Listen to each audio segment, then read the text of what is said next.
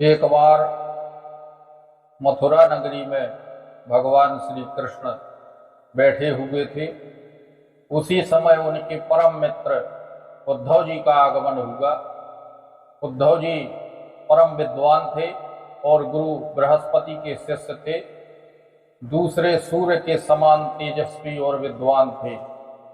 उद्धव जी ने जैसे ही भगवान को देखा तो भगवान अनमने बैठे हुए थे। तब उद्धव जी ने कहा कि आप इस प्रकार अनमने क्यों बैठे हुए हैं। तब भगवान कहने लगे कि उद्धव ब्रज बेसरत मोहि नाहि, उद्धव ब्रज बेसरत मोहि नाहि। बोले मुझे ब्रज की बहुत याद आती है उद्धव जी। वृंदावन गोकुल वन तन आवत, सगन तृणन की छाही, उद्धव ब्रज बिसरत मोहि नाहि। बोले जब भी मुझे वृंदावन और गोकुल के वनों की ध्यान आती है तब मेरा मन बेचैन हो जाता है उद्धव जी। प्रातः समय माता जसुमती अरो, नंद देख सुख पाही, उद्धव ब्रज बिसरत मोहि नाहि।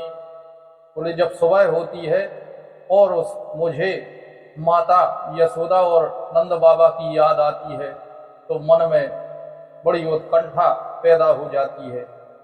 जब जब याद राधिका आवत, नैनन नीर बहाई, उद्धव ब्रज बिसरत मोहि नाहि। बोले जब मुझे राधिका जी की याद आती है तो मेरे नेत्र आंसुओं से भर जाते हैं। माखन रोटी दही सजायो, अति हित साथ खबाही, उद्धव ब्रज बिसरत मोहि नाहि। बोले मेरे सामने जब यहाँ मथुरा में भोजन आता है तब मुझे ब्रज की याद आ जाती है, उस माखन रोटी और सजे हुए दही की। मैं बैठ कर के नंद बाबा और मैया यशोदा के साथ बड़े प्रेम से वह भोजन करता था। गोपी ग्वाल बाल संग खेलत, सब दिन हंसत हंसाही, उद्धव ब्रज बिसरत मोहि नाहि। मुझे बोले जब ग्वाल वालों की याद आती है, उनके साथ दिन भर में वनों में खेलता रहता था, तब मेरे मन में बेचैनी पैदा हो जाती है और निराशा आ जाती है। मेरा मन कहीं नहीं लगता है उद्धव जी।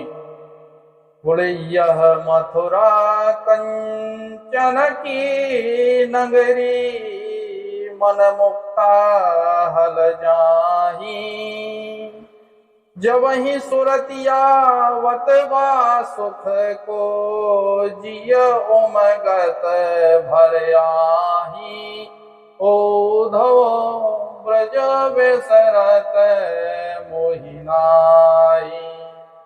कहते हैं कि हे उद्धव जी, यह जो मथुरा है यह कंचन सोने से बनी हुई है और बड़ी बड़ी मणिमाणिक मुक्ता इसमें जड़ित हैं, परंतु जब मुझे ब्रज की याद आती है तब मेरे मन में एक बेचैनी उत्कंठा पैदा हो जाती है और मेरा मन बेचैन हो जाता है।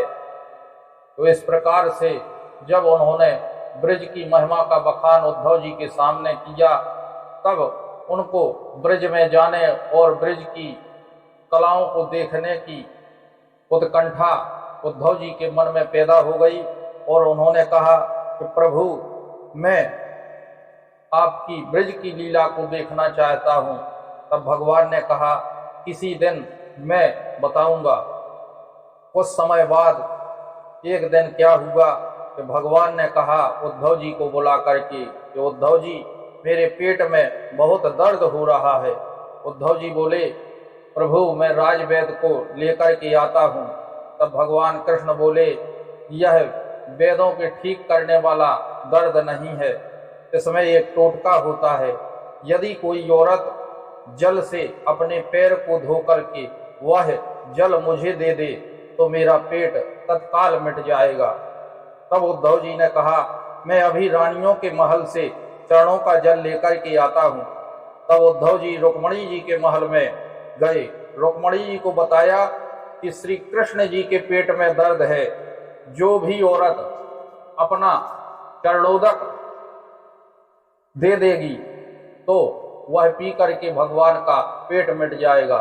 तब रुक्मणी जी ने कहा कि उद्धव जी, भगवान श्री कृष्ण साक्षात पर ब्रह्म के अवतार हैं, उन्हें मैं अपने पैरों का जल देकर अधोगति को जाऊंगी, तुम पागल हो चुके हो, जाओ राजवेद को बुला करके लाओ।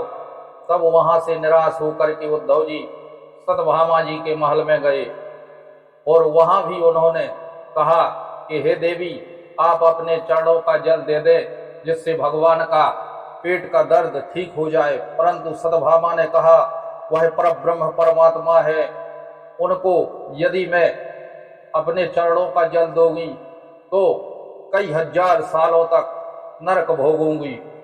इसी प्रकार उन्होंने भी मना कर दिया। तब जामवंती के महल में गए। जामवंती जी ने भी कहा कि मैं नरक में नहीं जाऊंगी और न मैं जल दे सकती हूँ, जाओ वेद को बुला करके लाओ। इसी प्रकार से वह सभी रानियों के महल में गए, परंतु उनको कहीं भी चरणों का जल नहीं मिला। तब उद्धव जी बरसाने में गोपिकाओं के पास चल दिए। गोपिकाओं ने जब देखा कि भगवान का रथ आ रहा है तो उत्कंठा से उद्विग्न होकर के और दौड़ती हुई चली आईं, परंतु जब देखा तो उसमें कोई और पुरुष उतर रहा था।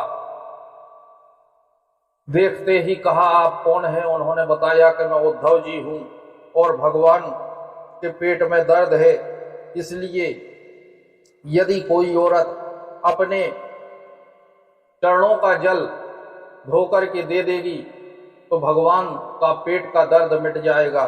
तब गोपियों ने कहा कि वहां किसी नारी ने चरणों का जल नहीं दिया। तब उन्होंने कहा कि वहां रानियां यह कह रही थीं कि मैं उनको जल नहीं दे सकती हूँ क्योंकि मुझे नरक में जाना पड़ेगा।